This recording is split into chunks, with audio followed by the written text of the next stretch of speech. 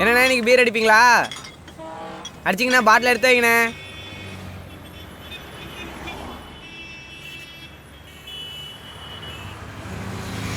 தம்பி, நாங்கள் எத்தனை நாள் உனக்கு பீர் பாட்டில் கொடுத்துருப்போம். நான் ஒரு காயலாங்கடை ஆரம்பிக்கலான்னு இருக்கேன்.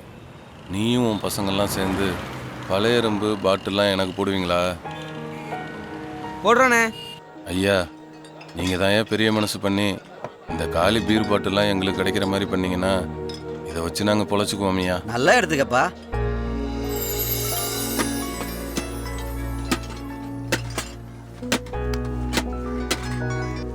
ஹலோ,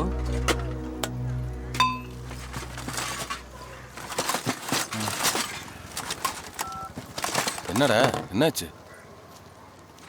அப்பா வேலையை எனக்கு தரதா முடிவு பண்ணியிருக்காங்களாண்டா. ஏய், நல்ல விஷயம் தானே, வாழ்த்துக்கள்ரா. டேய் கையொக்குறா.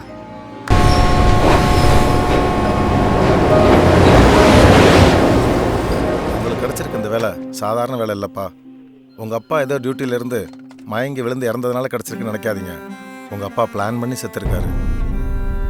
தூரத்துலேருந்து அசைக்க வேண்டிய கொடியை அவ்வளோ கிட்டத்தில் போய் காட்ட வேண்டிய அவசியம் எல்லாம் உங்கள் வாழ்க்கையை பற்றின பயம்.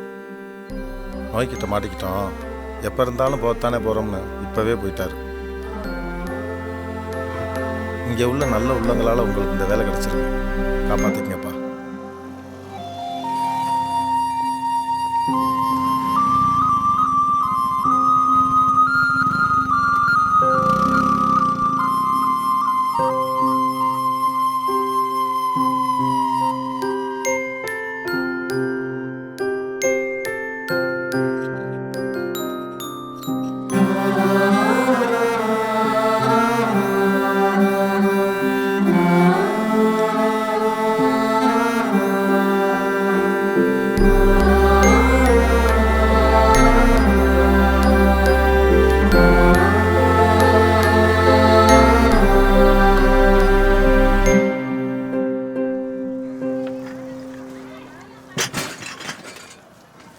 இந்தாப்பா.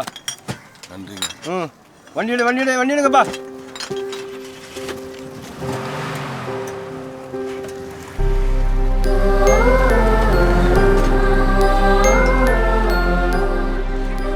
ஒரு 15 days நானும் என் ஒய்ஃபும் ஹரித்வார், ரிஷிகேஷ், ஹிமாலயாஸ்லாம் போகிறோம். அப்புறம் ஒரு வாரம் மலேசியா, சிங்கப்பூர் டூரு.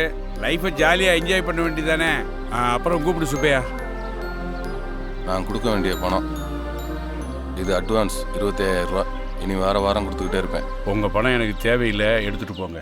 ஏன் ஃபோனை போட்டு வட்டி போடுறேன் குட்டி போடுறேன்னு சொல்லி என் தாலியாக இருக்கவா? யார் பணமும் எனக்கு வேண்டாம். பேங்க்கில் 7 லட்ச ரூபா டெபாசிட் பண்ணியிருக்கேன். என் பேர்லேயும் என் பொண்டாட்டி பேர்லேயும் 5 லட்ச ரூபா இன்சூரன்ஸ் போட்டிருக்கேன். என் பொண்ணுக்கு 125 பவுன்னாக 5 லட்சம் சேர்த்து வச்சுருக்கேன். இது போதும்டா என் வாழ்க்கைக்கு. நீ நினைக்கிற மாதிரி இந்த சொத்தெல்லாம் எங்கள் அப்பனோ பாட்டனோ எனக்கு கொடுத்துட்டு போனது இல்லை. கஷ்டப்பட்டு நான் உழைச்சது, அணுவாக சேர்த்தது. அப்பா அம்மா இல்லாத என்ன என் மாமன் 200 ரூபாய்க்கு லீஸு கொடுத்துட்டு போயிட்டான். அந்த 200 ரூபாய்க்காக 10 வயசுலேருந்து 10 வருஷம் கொத்தடிமையாக கிடந்தேன்டா. 35 வயசாண்டா நான் கல்யாணமே பண்ணிக்கிட்டேன். கையை ஊனி, காலை ஊனி, வயத்தை கட்டி, வாயை கட்டி, பெட்டி கடை, மளிகை கடை, ஹோட்டல்னு என்னென்னமோ ஆரம்பித்தேன். எதுவுமே கை கொடுக்கல. ஹோட்டலை விற்க வேண்டிய நிலைமை வந்துருச்சு. பாத்திரத்தை ஏற்றிட்டு போகிற வேனுக்கு பணம் கொடுக்க முடியாமல் 45 கிலோமீட்டர் 4 தடவை நானும் உங்கள் அம்மாவும் சைக்கிள்லேயே. அதுக்கப்புறமும் ஒரு ஹோட்டல் ஆரம்பித்து கஷ்டப்பட்டு உருவாக்கி ஆளானேன். நமக்கு சாப்பாடு போட்டு அந்தஸ்து கொடுத்து அந்த ஹோட்டலை நீ பார்த்துக்க முடியாதுன்னு சொல்லிட்டேன். என்னால் இனிமேலும் உழைக்க முடியாதுன்னு அதை லீஸுக்கு விட்டுட்டேன். உன்னை திட்டும்போது எனக்கும் தான் வலிச்சுது. திருத்துறத உன்னை வருத்துறதா நீ நினச்சிக்கிட்ட. நினச்சிட்டு போ. சின்ன பிள்ளைல நீ அழும்போதெல்லாம் கோமாளி மாதிரி உன் முன்ன நின்று வந்து ஆடுவேன். அப்போ நீ என்னை பார்த்து கெக்கப்பக்கேன்னு சிரிப்பேன்.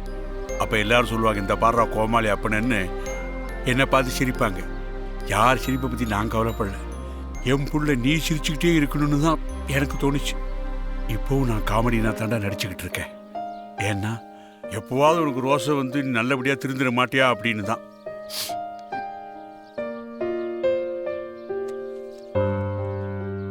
இந்த பணத்துலேருந்து ஒரு 100 ரூபாய் எடுத்து ஒருபடி அரிசியும் 1 பாக்கெட் ஊறுகாயும் வாங்கி உங்கள் அம்மாட்ட கொடுத்து சமைச்சு சாப்பிட்டு பாரு.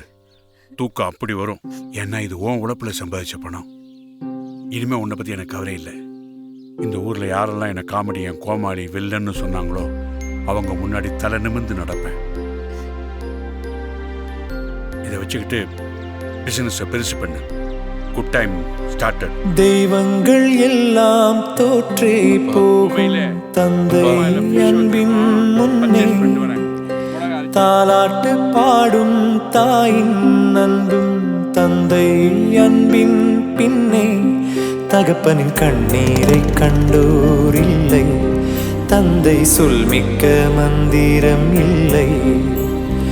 என் உயிரணுவில் வரமுன் உயிரல்லவா, மண்ணில் வந்த நான் உன்னகலல்லவா. காயங்கள் கண்ட பின்பே உன்னை கண்டே.